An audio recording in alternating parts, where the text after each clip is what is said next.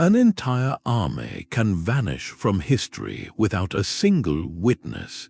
This is the haunting mystery of the Lost Legions, a puzzle that has challenged experts for hundreds of years. In this video, you will gain a complete understanding of how 15 formidable ancient military units disappeared without a trace, and what their silent fates reveal about the rise and fall of empires. We will follow their last known steps, from the dark woods of Germania to the endless sands of the Taklamakan Desert, investigating whether they were erased by catastrophe, bureaucracy, or simply the passage of time. How does a force of thousands, the very symbol of imperial power, simply cease to exist? What does their absence tell us about the fragile line between historical record and permanent oblivion? When you think of all that has been forgotten, what story do you believe is waiting to be found? The silence begins at a fortress in the north. In the damp, misty air of Britannia, the Ninth Spanish Legion, a hardened force of over 5,000 soldiers, stood guard at the edge of the known world. Their home was Eboracum, a bustling fortress town that would one day become the city of York. For decades, they were the mailed fist of Rome against the unconquered tribes of the north, the Caledonians. Then, around the year 108, the official trail goes cold. The legion's name stops appearing on military diplomas, stone inscriptions, and imperial rosters. It is as if a giant, living entity simply stepped off the map. This is not a story with a clear ending, but a historical echo that grows fainter with each passing year.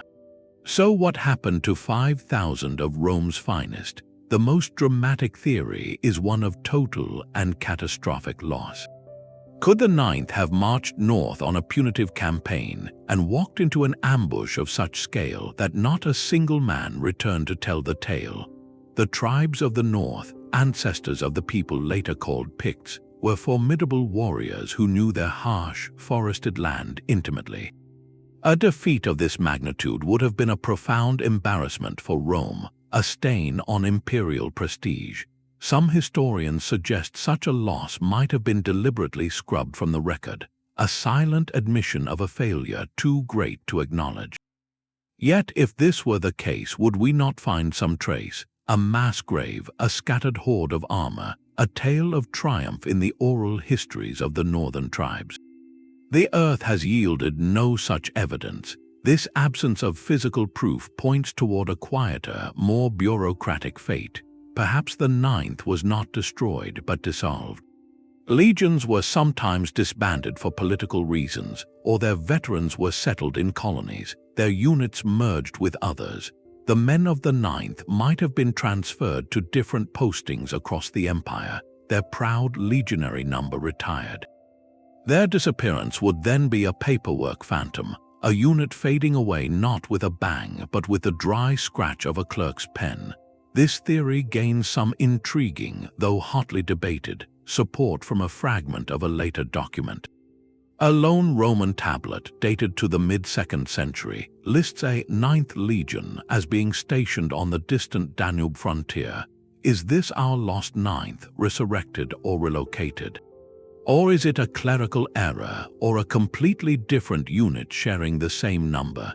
The single reference is a flicker of light in the dark, impossible to confirm. The mystery of the Ninth Legion is the perfect starting point for our journey because it presents the two faces of a historical vanishing act. It asks us to choose between a dramatic, silent end in the misty highlands or an administrative erasure so complete it mimics oblivion. In both scenarios, the result is the same. A force that shaped history, that built forts and roads and defended an empire, simply ceased to be a coherent story. Their ultimate fate, whether in the cold ground of Britannia or the sun-baked barracks of another land, remains one of history's most enduring whispers. And it reminds us that the first question we must ask is not always where they went, but why we stopped hearing their name. The fate of the Ninth Legion is a whisper compared to the deafening silence that followed 3 others. In the dense, rain-soaked woods of Germania, an entire chapter of Roman military history was abruptly torn out and burned. The year was 9. 3 full legions, the 17th, the 18th, and the 19th, marched under the command of Publius Quinctilius Varus. They were not a patrol, but an army of perhaps 20,000 men, a moving city of iron and discipline. Their mission was to solidify Roman control east of the Rhine River. They marched into the Teutoburg Forest, and they never marched out. This was not a disappearance from paperwork. This was an annihilation. The Germanic tribes, led by a chieftain named Arminius who had once served Rome, executed a perfect trap. Over 3 brutal days, the narrow forest paths became a nightmare. The heavy Roman formations were useless in the mud and among the trees.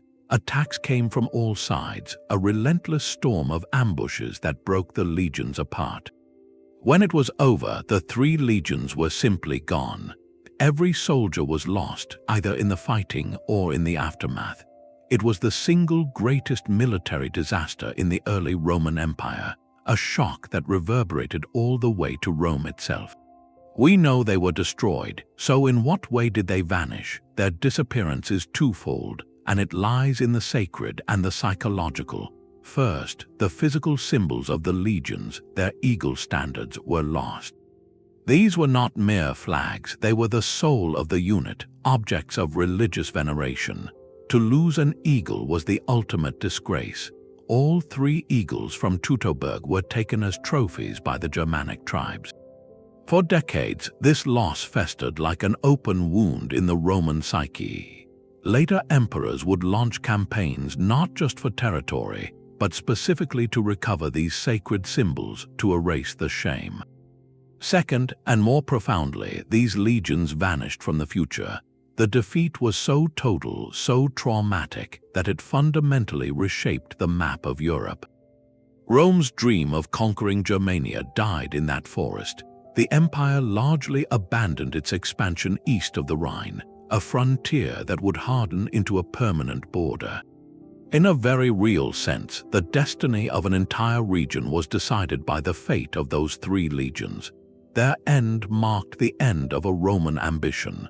For nearly 2,000 years, the precise location of the battle was itself a mystery. The legions lost not just in life but in geography. Then, in the 1980s, a British amateur historian and a German archaeologist made a stunning discovery. They began finding Roman coins and military equipment in a place called Chalcis. Systematic excavation revealed a horrifying scene. A narrow passage between a hill and a great bog littered with artifacts and the remains of a shattered army. The lost battlefield had been found, offering silent, tangible proof of the catastrophe. The discovery of the site did not solve the mystery of the legion's end. It confirmed its brutal reality. It transformed a legend from history books into a place you can walk today, a quiet field that once echoed with the sounds of a world-changing defeat. This vanishing act was absolute, but its consequences are etched permanently into the landscape of history. The forest of Teutoburg shows us a legion can be erased by force, but history offers a more subtle form of vanishing, one born of betrayal and shifting loyalties. In the turbulent years after Alexander the Great, the very men who built his empire became ghosts in its ruins. Among them were the Silver Shields, the Argiraspides, a regiment forged in the fires of Alexander's greatest battles. These were not young recruits, they were hardened veterans, the living embodiment of Macedonian military glory. Their shields were indeed faced with silver, a glittering testament to their status. But that shine would soon be tarnished by the grim politics of a world without its king. When Alexander died without a clear heir, his generals, known as the Diadochi, tore the empire apart in a decades-long struggle for power. The Silver Shields, with their unmatched experience and prestige, became a prized asset and a profound liability. They were soldiers of immense skill, but their ultimate loyalty was to the memory of Alexander and their own legendary brotherhood, not to any one successor. This made them politically dangerous, a force that could tip the balance of power but could never be fully trusted. They fought for one general, then another, their fate tied to the fortunes of men like Eumenes, who relied on their prowess but feared their independence. Their final act in the historical record is a masterclass in cynical realpolitik. After a complex series of conflicts, their commander, Eumenes, was betrayed and handed over to his rival, Antigonus the One-Eyed. As part of the treacherous agreement, the silver shields themselves were surrendered. Antigonus now possessed the most famous infantry in the world, but he did not want them. They were a reminder of a past he sought to overcome, a seasoned unit with allegiances he could not control.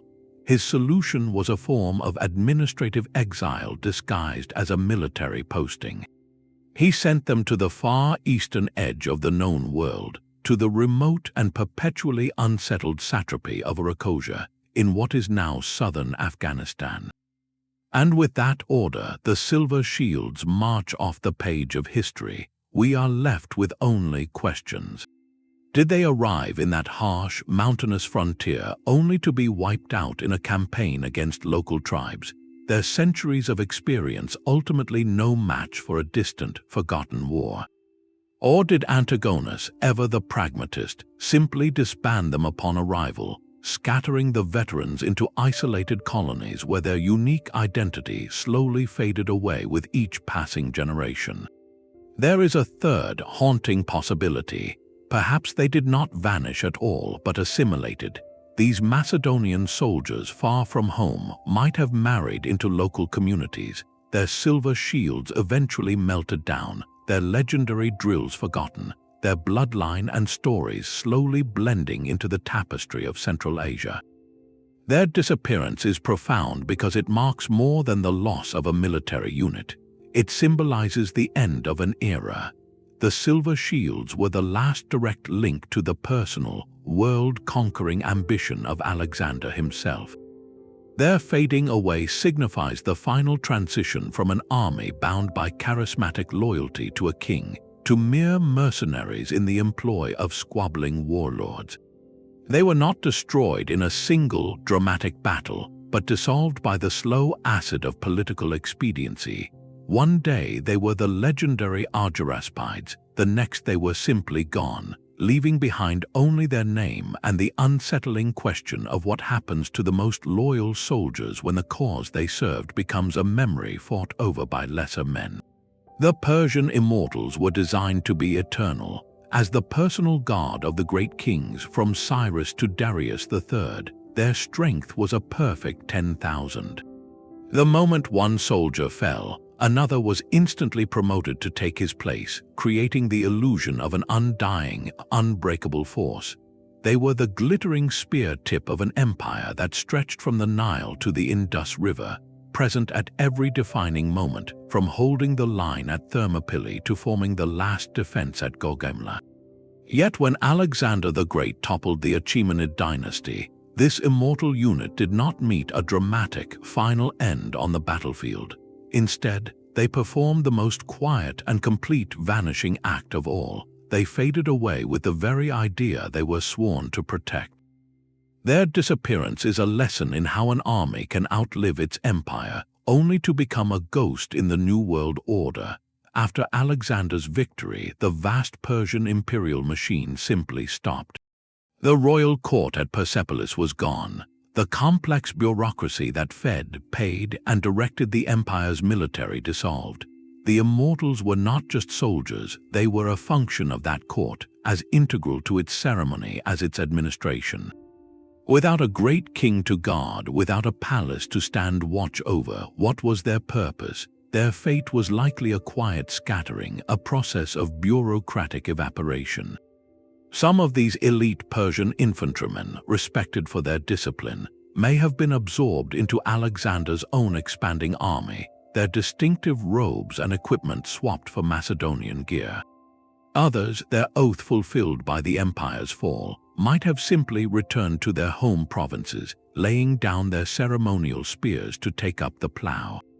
A small corps could have even formed the seed for new royal guards in the smaller, successor kingdoms that later rose from the empire's ashes.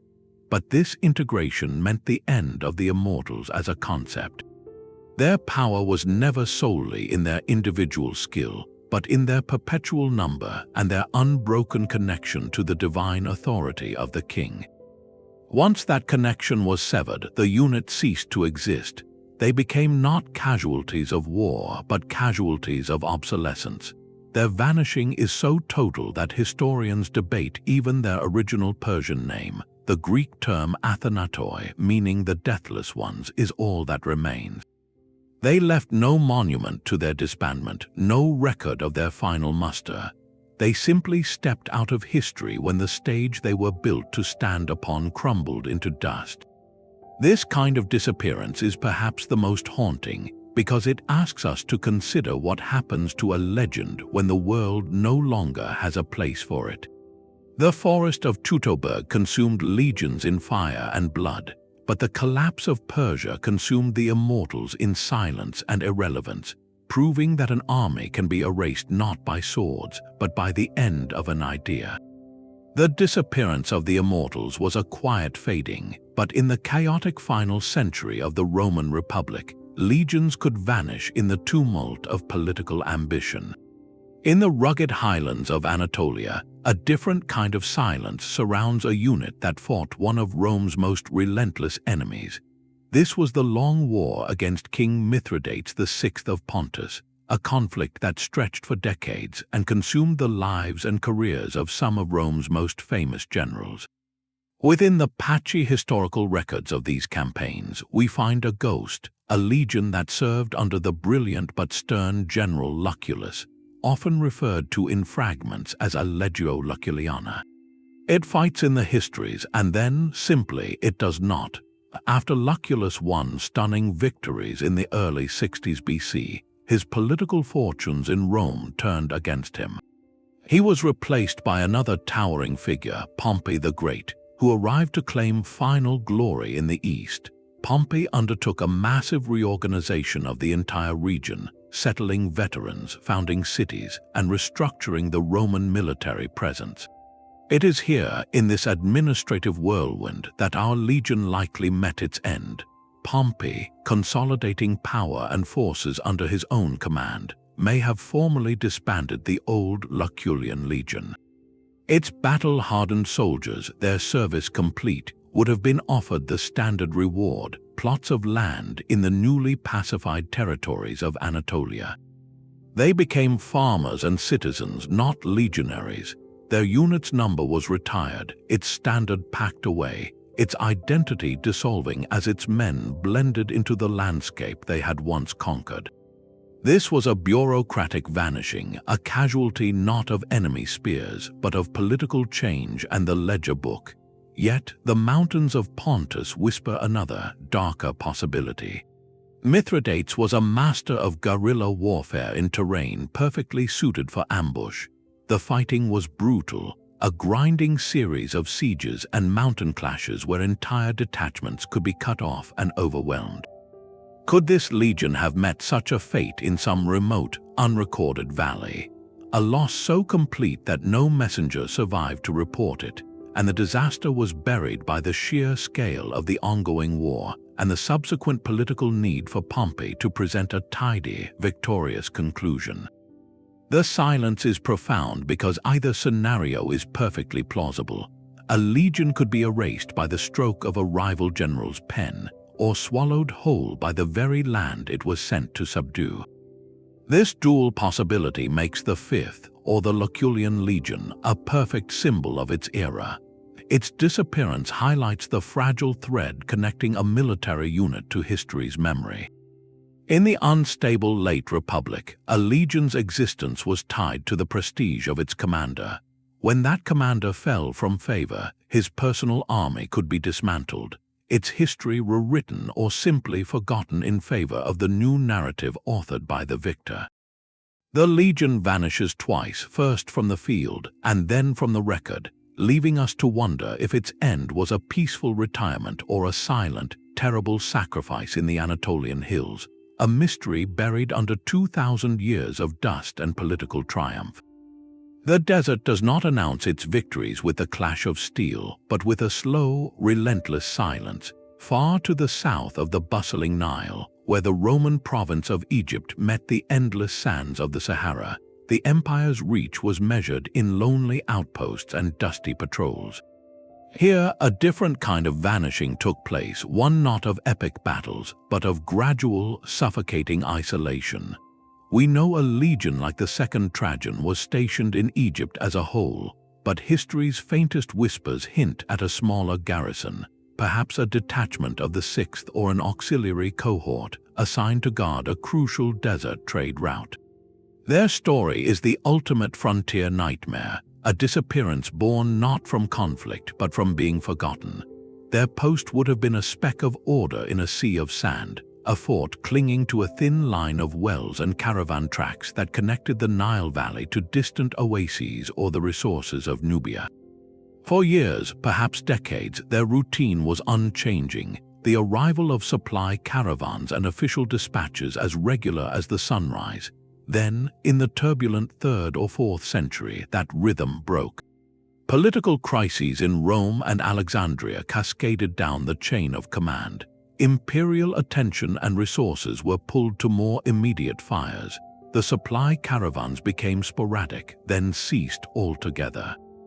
The official dispatches stopped coming. The garrison was now utterly alone, hundreds of miles from the nearest major Roman settlement, with dwindling food, failing equipment, and no orders. This is where the historical record fades into theory, built on the universal plight of abandoned frontier troops. Faced with a slow, silent death by thirst and starvation at their post, the soldiers faced an impossible choice. They could remain at their duty, guarding a route no one traveled until the last man passed. Or they could attempt the unthinkable, abandon the fort and strike out into the desert, hoping to find a friendly oasis or stumble back to the Nile Valley. It is a scenario that speaks to the very core of human endurance. Did they march into that vast openness, their formation breaking apart under the sun, until the sands erased their final footsteps? The desert is a perfect, unmarked grave. There is another, equally compelling possibility. The local nomadic tribes, Berbers or Nubians who knew the desert's secrets, would have watched this stranded Roman outpost with keen interest. As the soldiers' desperation grew, contact may have shifted from wary observation to negotiation, or even absorption. The garrison, seeing no future in a dying empire, might have traded their remaining Roman gear for local knowledge, marrying into tribes and adopting new lives. Their military discipline would have dissolved, their Latin tongue forgotten over generations, until the memory of being Roman soldiers was just a strange family story about ancestors from the north. This disappearance is profound in its quietness. It contains no great battle, no famous general, no recovered battlefield. It is a story of administrative collapse reaching its logical, human conclusion at the very edge of the map. When the immense system of Rome cracked, its most distant pieces were the first to fall off and be lost. The fate of that Egyptian desert garrison, whether a tragedy in the dunes or a story of cultural assimilation, forces us to ask what happens to the sentinels when the empire they guard turns its back and walks away. Their silence reminds us that sometimes the most complete vanishings occur not in the roar of catastrophe, but in the slow, steady whisper of sand covering a forgotten road. The desert swallowed one garrison in silence, but the east consumed an entire army in a storm of dust and legend. 53 years before the Common Era, the richest man in Rome, Marcus Licinius Crassus, marched into history with a hunger for military glory to match his vast wealth.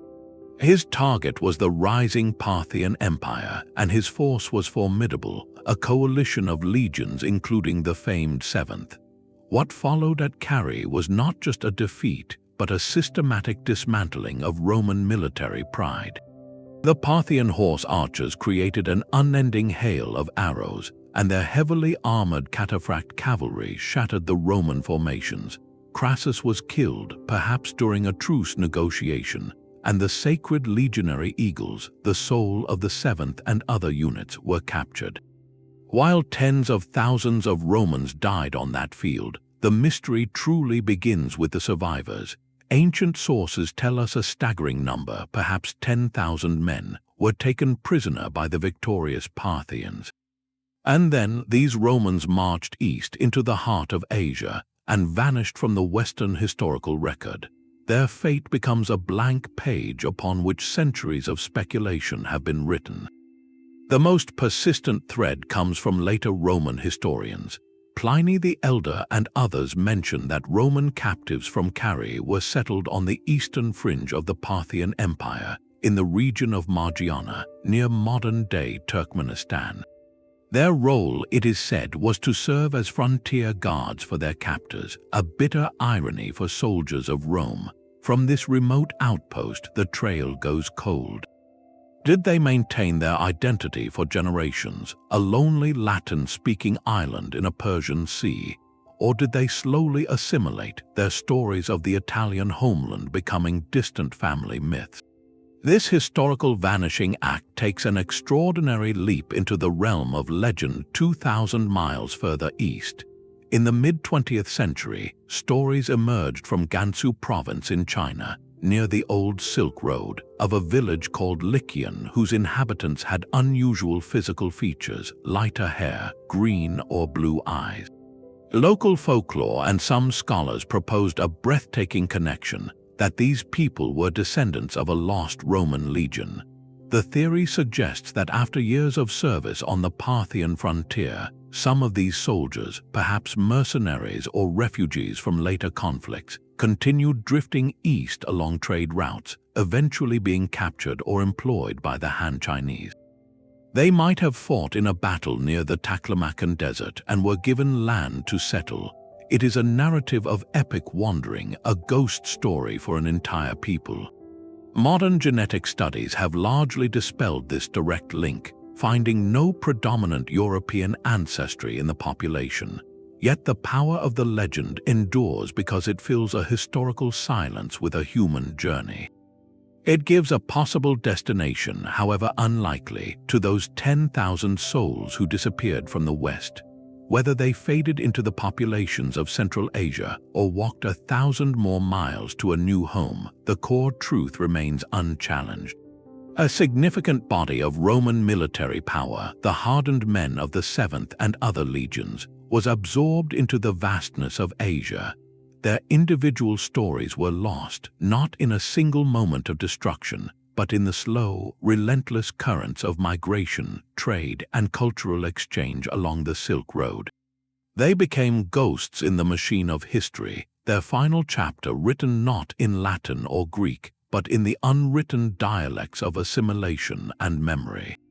Centuries after Rome's Western collapse, its successor in the East faced its own slow dissolution, where armies vanished not with a roar but with a sigh. In the glittering capital of Constantinople, the Byzantine emperors maintained the elite Tagmata, professional guard regiments that were the final echo of the old Roman legions. These were not frontier militia but the empire's best, stationed at the heart of power. Yet as the 11th century wore on, that power was bleeding away into the Anatolian plateau. The catastrophic defeat at Manzikert in 1071 was not just a lost battle, it was a rupture. The Seljuk Turk victory shattered the Byzantine frontier defense system, opening the heartland of Anatolia to invasion and severing the vital lines that connected the capital to its provinces. In this atmosphere of creeping crisis, a dispatch was sent. A specific Tagma, perhaps a detachment of the foreign mercenaries of the Hetaria or the palace guards known as the Athenoi, was ordered east. Their mission was critical: to reinforce a crumbling military district, a theme that was on the verge of being overrun. They marched out of the relative safety of the coastal regions into a landscape where imperial authority was becoming a memory. And then the report stopped. In the fragmented chronicles of the Empire's long decline, there is no glorious last stand recorded for this unit, no monument to their sacrifice. There is only silence. This silence speaks to a different kind of military vanishing, one dictated by administrative and geographical collapse. With communication lines cut by fast-moving Seljuk cavalry and entire regions falling out of control, a unit could simply cease to be a coherent part of the imperial ledger. Several fates, each as quiet as the next, could have befallen them. They might have been destroyed in a skirmish so minor it never made it into the surviving histories, a forgotten clash on a forgotten road.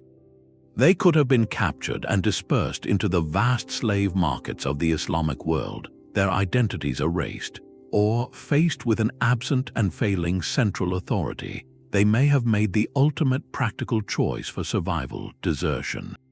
This last possibility is the most human and the most complete form of disappearance. These professional soldiers, abandoned by the empire they served, would have had to rely on the very land they were sent to protect. Shedding their distinctive Byzantine armor and regalia, they could have blended into the local Christian populations of Anatolia, trading their military service for a plot of land and a chance at a peaceful life. Their skills might have made them valuable village guards, their bloodlines slowly intertwining with those of the people they were once stationed to defend. The elite Tagma from Constantinople would have evaporated, not in smoke and battle, but in the daily rhythms of survival, its standard forgotten, its command structure dissolved into the hills and villages. The disappearance of this Byzantine guard unit is a masterclass in the slow erosion of empire. It illustrates how an army can disintegrate not from a single catastrophic blow, but from 1,000 cuts of lost territory, broken communications, and severed loyalty. When the system that gives a military unit its purpose and its name collapses around it, the unit itself can simply melt away, leaving no dramatic story for the history books, only the empty space where its name used to be. This is a vanishing act performed not on a battlefield, but in the fog of a collapsing frontier, where the line between soldier and civilian, between service and survival, becomes impossibly blurred. The Vandals did not simply fade away, they were erased by design. In the middle of the 5th century, their horde was the terror of the Mediterranean, a mobile kingdom on ships and horseback led by the shrewd King Gaiseric. From their base in North Africa, they struck at the very heart of a dying empire, their sack of Rome in 455 becoming the very definition of cultural destruction. Yet within 80 years, this formidable military power had vanished so completely that its name would only survive as a synonym for mindless ruin. Their end was not a single, mysterious event, but a calculated and systematic dismantling, a lesson in how empires can absorb and dissolve their enemies long after the battles are over. The final chapter began with the ambition of the Eastern Roman Emperor Justinian. By the 530s, he was determined to reclaim the lost western provinces, to stitch the old empire back together. North Africa, the wealthy breadbasket now held by the Vandals, was his first target. The Byzantine general Belisarius landed with a professional, disciplined army and shattered the Vandalic forces in 2 decisive battles. The fighting was fierce, but the outcome was clear. The organized Vandal army, that cohesive warrior horde, was broken on the field.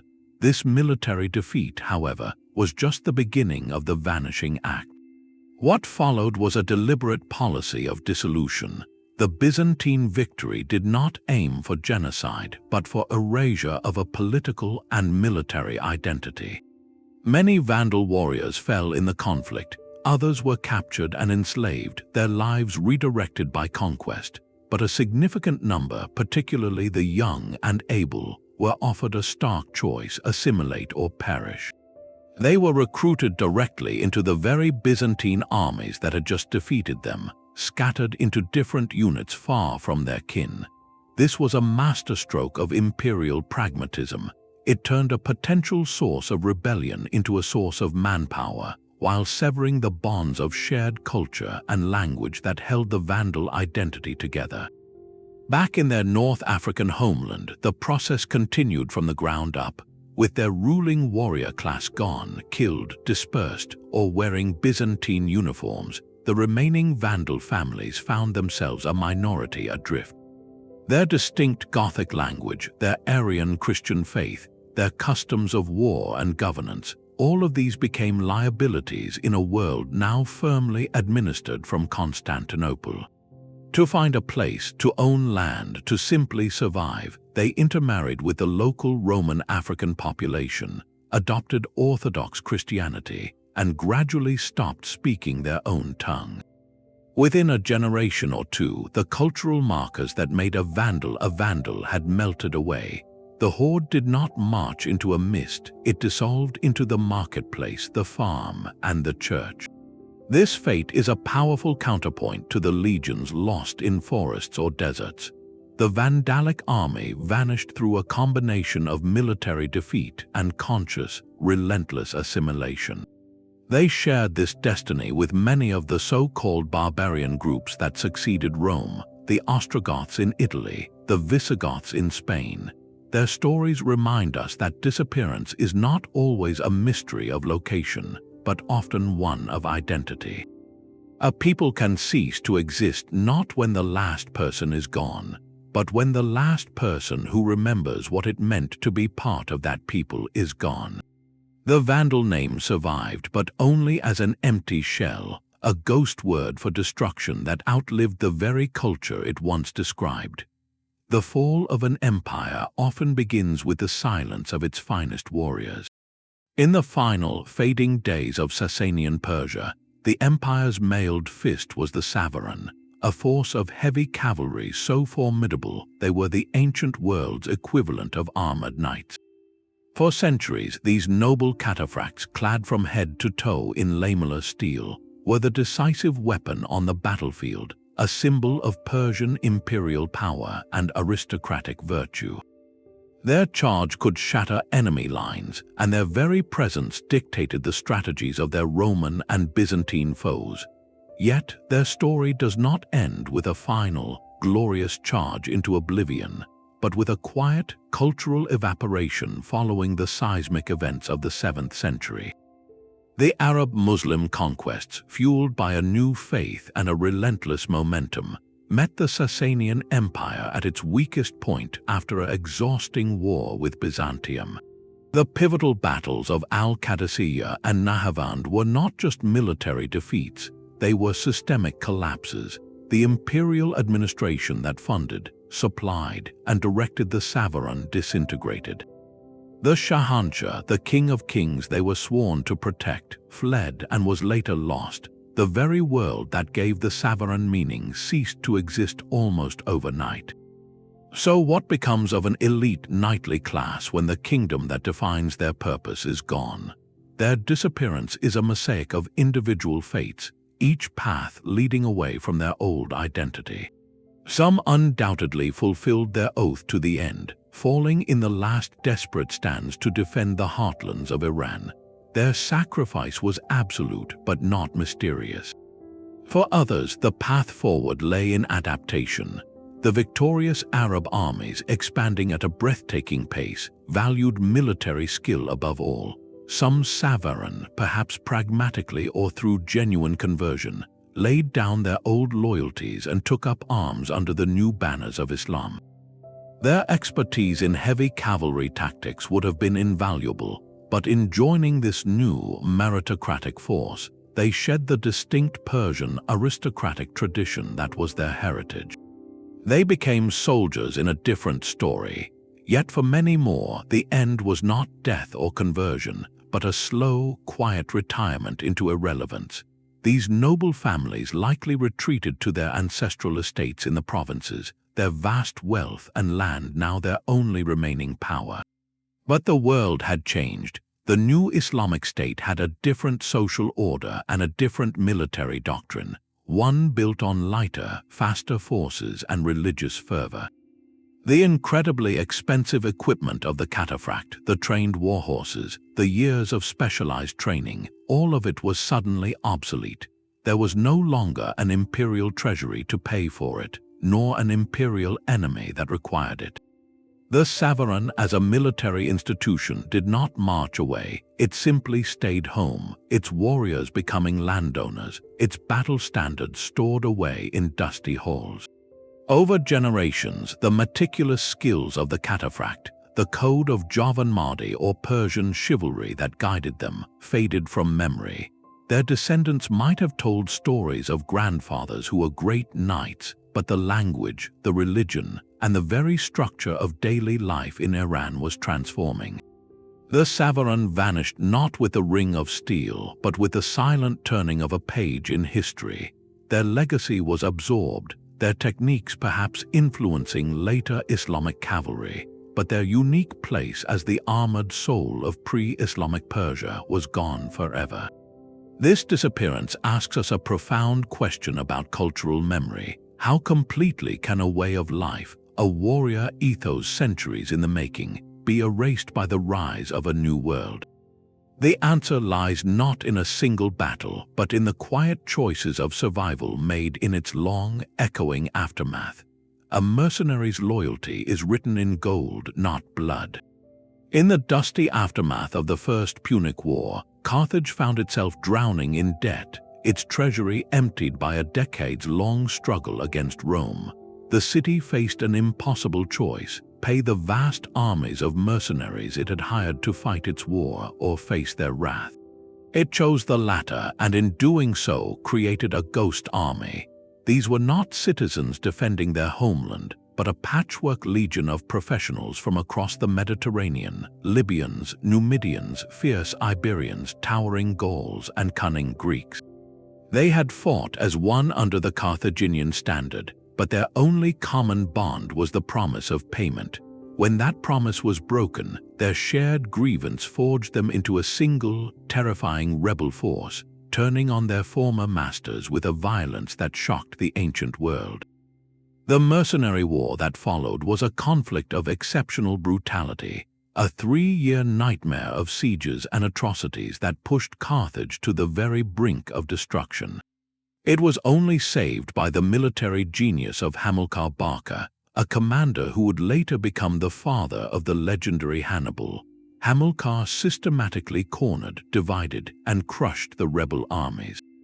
His victory was total, but it created a historical void. What happened to the defeated mercenaries? The sources are grimly clear about their fate. The leaders of the rebellion were crucified in long, terrible lines. Rank-and-file soldiers were executed in large numbers, a final, bloody lesson from the state about the cost of defiance. Many others were enslaved, their identities stripped away and sold across the known world. The survivors who escaped the sword or the slave block did so only by scattering to the winds, fleeing back to their disparate homelands or disappearing into the anonymous underclass of other armies and ports. This is where the true vanishing occurs. The rebel army as a coherent entity was not just defeated, it was deliberately and completely unmade. Its unique composition, that specific blend of cultures and fighting styles united by a single cause, was shattered forever. You cannot trace its lineage forward because it had no lineage. It left no veterans' colonies, no proud regimental histories passed to sons. It existed solely for the duration of its contract and its rebellion, and then it was erased from history's roster. This disappearance offers a stark lesson in the fragile nature of a hired army. A citizen soldier fights for home and legacy, his unit's identity woven into the fabric of the state. But a mercenary force, no matter how skilled, is a transaction. When the transaction ends in betrayal, the force itself has no deeper soil to take root in. It can be annihilated not just physically but historically, leaving behind only the echo of its threat and the chilling reminder of what happens when an empire's sword decides to turn in its hand. The fate of this polyglot legion asks us to consider the most ephemeral army of all, one that appears in the ledger books, fights, and then vanishes from the record as completely as a line item being crossed out. By the 4th century, the Roman army was a list of names on a parchment. The sprawling frontier, the limes, was now a brittle shell, its forts manned by a patchwork of frontier troops and mobile field armies. We know the names of these units from a remarkable document called the Notitia Dignitatum, a sprawling administrative register of the late empire's military and civil offices. It is a snapshot of a world in twilight, a ledger of power, but within its meticulous columns we find ghosts. Among the legions and cohorts dutifully recorded, some have left no other trace. No fort bears their carved inscription, no battlefield yields their distinctive belt buckles, no chronicler mentions their deeds. They exist only as ink on a page, phantom legions of the administrative twilight. Consider a unit like the Legio Prima Iulia Alpina. The Notitia places it in a field army, a Legio Comitatensis under a specific commander, and then nothing. The silence that follows its entry is absolute. This is not the dramatic silence of a battlefield lost in a foreign forest, but the dry, chilling quiet of a filing cabinet. Its disappearance poses a unique kind of historical puzzle, one where the mystery is not what happened to the soldiers, but whether the soldiers ever existed at all.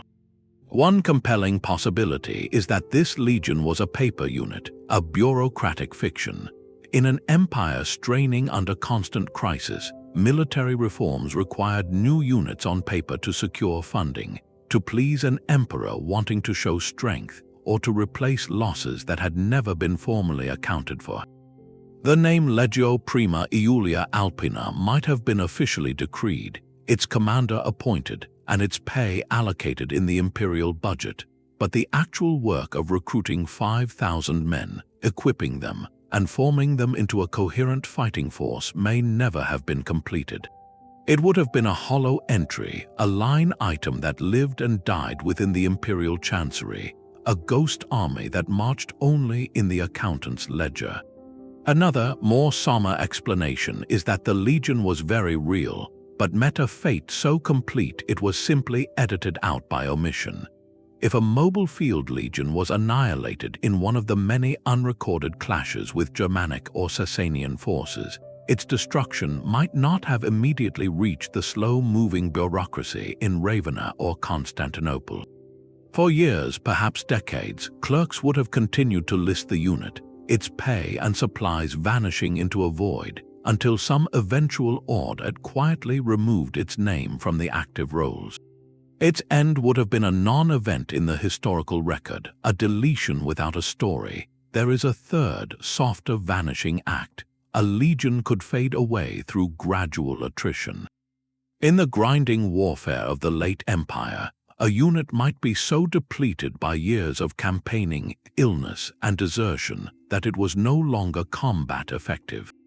Rather than formally disbanding it, a pragmatic general might have folded its remaining few hundred veterans into a stronger neighboring legion. The original legion's proud number and history would be retired, but without fanfare or note. The men lived on, but their unit's identity died a quiet, administrative death. This phenomenon forces us to confront the fragility of historical memory in an empire's final centuries. The Notitia Dignitatum is not a live roster, it is an idealized picture of how the empire wished to see its own strength. The phantom legions within it are the cracks in that picture. They represent the gap between imperial ambition and on-the-ground reality, between the clean lines of an organizational chart and the messy, desperate truth of a frontier under collapse. Their disappearance is perhaps the most subtle of all, a vanishing not of men but of information. It asks us to wonder how many other units, how many other stories, were lost not to the sword, but to the silent drift of a clerk's pen across a page that no one would ever read again. The ledger of the Notitia Dignitatum reveals how an army can vanish into bureaucracy, but some forces were swallowed whole by the earth itself. Far from the Mediterranean world, another empire sent its soldiers into a void from which no reports ever returned. The Han dynasty of China, in its westward expansion, faced a frontier of unimaginable scale and hostility. To secure the precious Silk Road and break the power of the nomadic Qiongnu Confederation, enormous expeditionary armies marched into the vastness of Central Asia. These were not small patrols, but forces that could number in the tens of thousands, a river of men, horses, and supply carts stretching across the horizon. One such campaign, led by the general Lai Guangli in the final years of the 1st century before the Common Era, pushed deep into the Fergana Valley, a journey of thousands of miles from the Chinese heartland. His mission was a success, but the return journey held a peril that no amount of imperial planning could fully guard against. The route home skirted the northern edge of the Taklamakan Desert, a place the Chinese called the Sea of Death, and crossed the towering, wind-scoured passes of the Pamir Mountains, the roof of the world. This environment was an enemy as relentless as any nomadic horde. An army here was a fragile thread stretched across a continent. The logistical challenges were monstrous. Supply lines stretched to breaking point. A single missed rendezvous with a provision caravan, a contaminated water source, or an early mountain snowstorm could spell doom for thousands. It is in this context that we must consider the possibility of a complete and silent loss. Imagine a Han army, perhaps a detached force or a rear guard, already weakened by a hard campaign. On the long march home, they are caught in a sudden, vicious sandstorm in the Taklamakan. The world dissolves into a howling, abrasive brown. When the air clears, the carefully marked trail is gone, erased as if it never existed. The army is now disoriented in a featureless ocean of dunes, its water skins emptying under a remorseless sun. Alternatively, in the high Pamirs, a wrong turn in a maze of valleys could lead them into a high-altitude dead end as winter closes in. There, cut off and freezing, the great military machine would slowly and quietly stop. There would be no grand final battle to record, just a gradual, desperate fading. Of course, human enemies waited in this landscape too. The steppe nomads, masters of mobility, could harry a lumbering, exhausted column, picking it apart piece by piece in a series of hit-and-run attacks until nothing coherent remained. Whether claimed by the elements or by relentless adversaries, the result is the same, a total historical silence. No messenger gallops back to the Jade Gate to report the disaster. No survivor stumbles into a frontier fort to tell the tale. The imperial court in Chang'an might only note that a certain general and his command failed to return, their fate listed simply as lost in the western regions. The earth would keep its secret, the desert sands would drift over any remnants, and the mountain ice would preserve them without witness. This kind of disappearance is profoundly different from the administrative phantoms of Rome. It is a physical and complete absorption by geography. It speaks to the sheer, humbling scale of the ancient world, where an entire army, an instrument of imperial will, could be erased not by the failure of an empire, but by the overwhelming power of the land it sought to cross. Their story ends not with a document, but with the endless whisper of the wind over empty dunes, a silent tragedy on the ancient Silk Road where the only monument is absence itself. The Assyrian war machine was a force of terrifying precision. At its heart was the Kisir Sharuti, the king's unit, a professional corps of soldiers who turned the will of the emperors into a reality of conquest. For over 2 centuries, this army was the instrument that forged the largest empire the world had yet seen, a relentless tide of organized violence that swept from the Persian Gulf to the Nile. Their campaigns are recorded in stone and clay, boasting of cities taken, kings humbled, and populations uprooted. And then, with shocking speed, it all ended. In the final decades of the 7th century before the Common Era, the Neo-Assyrian Empire, overextended and riddled with internal strife, faced a powerful coalition of its former subjects, the Babylonians and the Medes. The great cities Nineveh and later Haran were besieged, stormed, and erased. The empire fell not with a whimper, but in a cataclysm of fire and vengeance. And with it, the fate of its legendary army, the Kisir Sharuti, vanishes into a historical void of extraordinary depth. What becomes of an elite military force when the civilization that created it is systematically dismantled? The silence surrounding the king's unit is profound, largely because the victors were so thorough. The Babylonians and Medes did not just defeat Assyria, they sought to obliterate its memory. Palaces were burned, libraries of cuneiform tablets were smashed, and great cities were left as mounds of rubble. The administrative records that once tracked every cohort and commander were turned to dust. This erasure means we have no surrender documents, no prisoner rolls, no dispatches to tell us what happened to the empire's iron fist in its final hours. We are left to reconstruct possibilities from the nature of the collapse itself. It is almost certain that elements of the Kisir Sharuti formed the last, desperate line of defense in Nineveh and Haran. These were not militia but career soldiers, their identity and honor tied directly to the king and the state. Their final stand would have been fierce but ultimately futile against the overwhelming forces at the gates. In the brutal aftermath of such a sack, many would have met their end in the chaotic violence of a fallen capital. Yet the complete annihilation of every single soldier is statistically unlikely. Ancient warfare, even in its most destructive moments, often led to capture and assimilation. So a second, compelling possibility emerges: surrender and absorption. The victorious Babylonian and Median armies, expanding their own realms, would have had a keen appreciation for professional military skill. Surviving Assyrian soldiers, especially specialists in siege warfare or chariotry, could have been pressed into service for their new masters.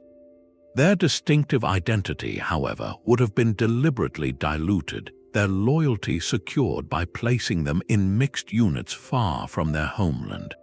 But there is a third, more speculative path that leads into the twilight of history. Could fragments of this shattered army have fled? With the heartland in enemy hands, some cohesive bands of soldiers, perhaps with their families, might have retreated westward towards the Mediterranean coast where Assyrian influence had once been strong. There, in the patchwork of smaller kingdoms like Lydia, or even among the rising city-states of the Greeks, their advanced military knowledge would have been a valuable commodity.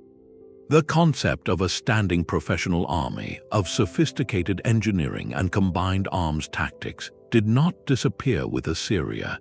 It echoes in the later armies of the region.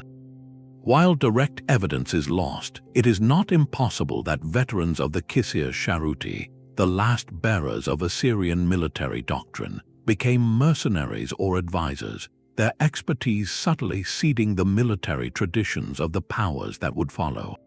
Their legacy may not be a name in a ledger, but an idea that drifted west, a ghost in the strategic thoughts of generals for centuries to come.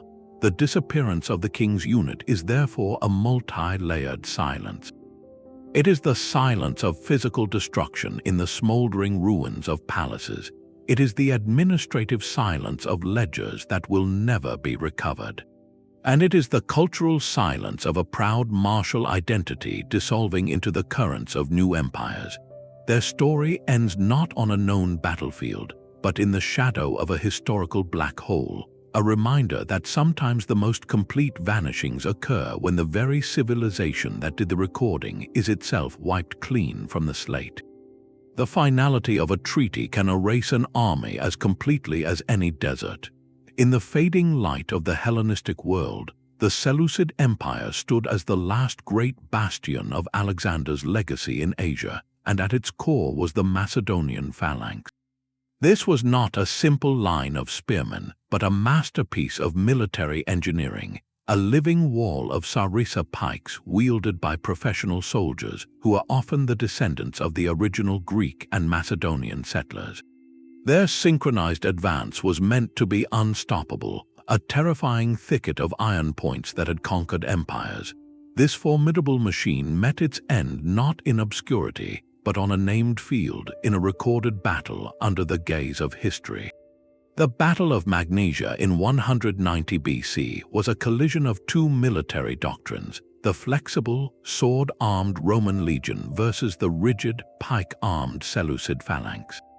Antiochus III, the Seleucid king, fielded a massive and diverse army, but its heart was those densely packed blocks of phalangites.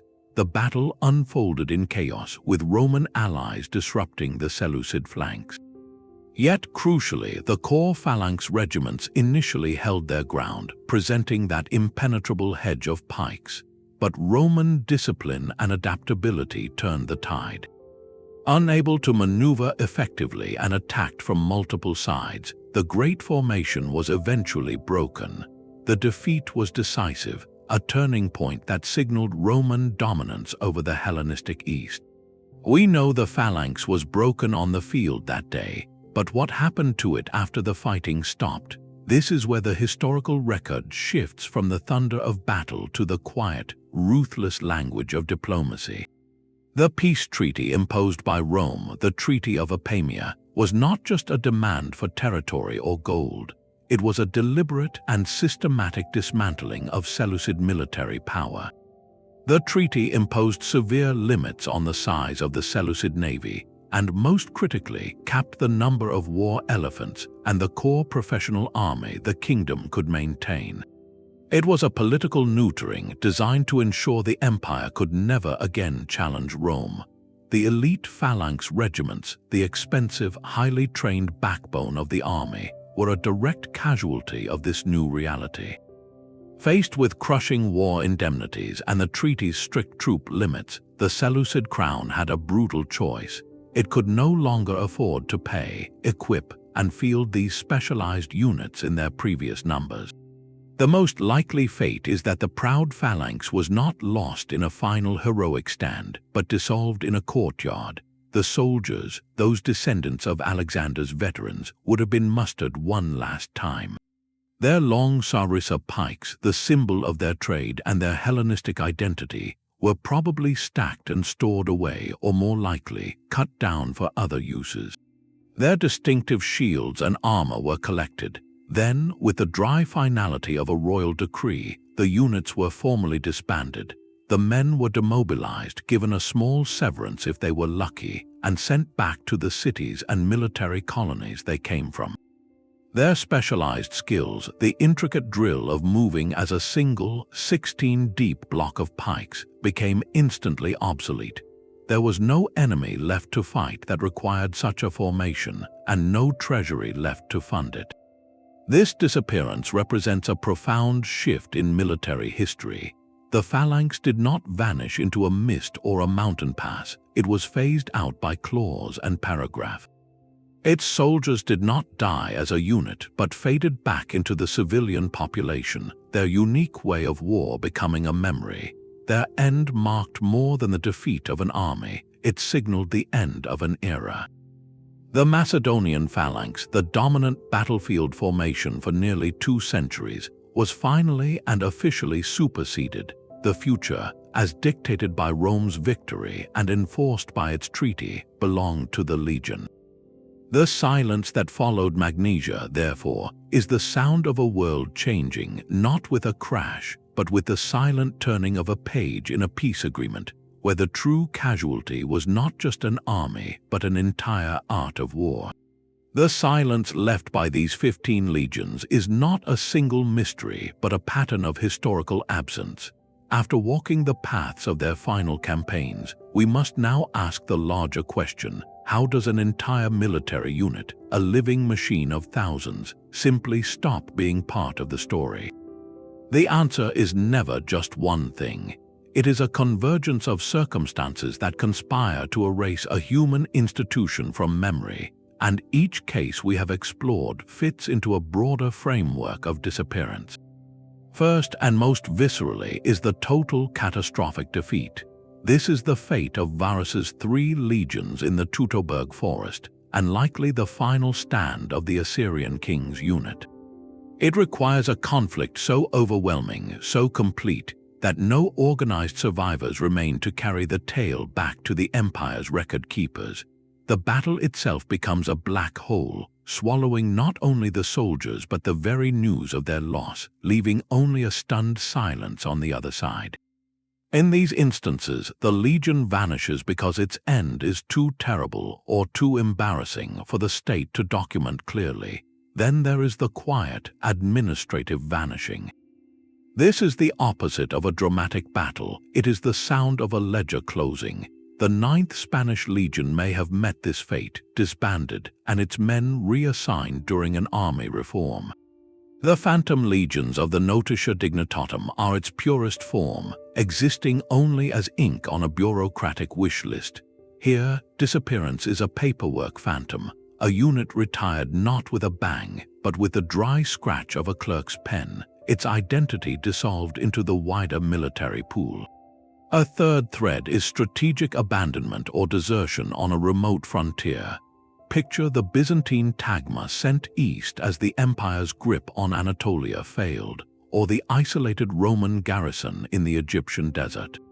When supply lines snap and communication ceases, soldiers face an impossible choice: die at a forgotten post or walk away. Their unit dissolves not from enemy action, but from the slow-motion collapse of the system that gave it purpose, the men melting into the landscape to survive. Closely linked is assimilation after capture or political change. The Roman survivors of Carrhae settled in Margiana, the Vandal warriors folded into Byzantine ranks, the Seleucid Phalangites demobilized by treaty, all followed this path. Their military identity was stripped away by a new reality, their skills and bloodlines absorbed into a different culture. They disappeared because the world they were built for no longer existed, and adapting meant shedding their old name.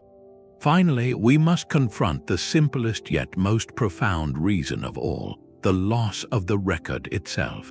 For every legion whose story we have pieced together, how many more have we lost because the clay tablet shattered, the papyrus scroll decayed, or the library that held their history was burned to the ground? The Assyrian Kisir Sharuti vanished into this kind of historical black hole, their end erased by the vengeance of their conquerors. Sometimes, a legion's disappearance is not an event that happened in the past, but a gap that exists in our present knowledge. This is where the twin disciplines of archaeology and historiography part ways, then meet again. Historiography deals with the stories that were written down, the official narratives and surviving accounts. Archaeology seeks the physical truth in the ground. A legion can be missing from the historical texts because its end was never recorded, yet still be waiting silently under a field or a desert dune. The discovery of the Teutoburg battlefield at Carrhae is the perfect example, transforming a legend from books into a tangible, haunting place. For other legions, like the Silver Shield sent to the eastern frontier, the evidence may never have been created in a form that could survive, or it may still lie undiscovered. Ultimately, these 15 stories teach us that a vanished legion is often a shadow cast by the passage of time, a gap in our understanding rather than proof of a magical or inexplicable event. Their absences are not empty, they are filled with questions about loyalty, survival, and the fragile nature of memory itself. Each empty space on the roster asks us to consider what it means to be forgotten, and reminds us that history is not just the story of what remains, but also the profound and echoing silence of what has been lost. The final silence is not an ending, but a window. From the mist-shrouded highlands of Caledonia to the endless dunes of the Taklamakan, the empty spaces where these legions once stood tell us as much as the monuments that remain. Their collective disappearance is a powerful testament to the chaos of conflict, the fragility of even the greatest empires, and the ultimate limits of what we can ever truly know about the past. Whether erased in a single, catastrophic battle, dissolved by the slow grind of bureaucracy, or quietly absorbed into the tapestry of a new culture, each lost legion leaves behind a haunting question mark in the historical record. They are the shadows cast by the light of history, reminding us that our understanding is built not on a solid foundation, but on a collection of scattered fragments, some of which are missing forever. As we reflect on these 15 stories, it is worth pausing to consider the scale of what has been lost to time. For every vanished legion we can name and theorize about, there are undoubtedly countless other units, garrisons, and detachments whose stories have evaporated without a single trace. Their names are not even ghosts in our documents, they are complete blanks, silent casualties of decayed papyrus, burned libraries, and the simple, relentless passage of centuries. Yet this realization is not a cause for despair, but for curiosity. Each of these mysteries represents a potential discovery still waiting to be made. A farmer's plow might one day turn over a new cluster of Roman coins in a field in Germania, rewriting the last march of a legion. A satellite image could reveal the faint, geometric outline of a forgotten desert fort in Egypt, telling the story of its final garrison. A newly translated clay tablet from a Mesopotamian archive might finally record the fate of a cohort thought lost to legend. History is an ongoing excavation, both of the earth and of our understanding. The story of these legions teaches us to listen for the echoes in the silence, to recognize that every unanswered question is an invitation to look deeper. Their enduring mysteries connect us directly to the vast, unknowable expanse of the human experience, a reminder that the past is never truly finished with us. If this journey into the heart of historical oblivion has captivated you, there are countless other enigmas waiting in the shadows of time. Be sure to subscribe for more explorations into the forgotten corners of our world, where every discovery begins with a question. And we would love to hear from you. Which of these lost legions left you most intrigued, pondering their fate long after the story was told?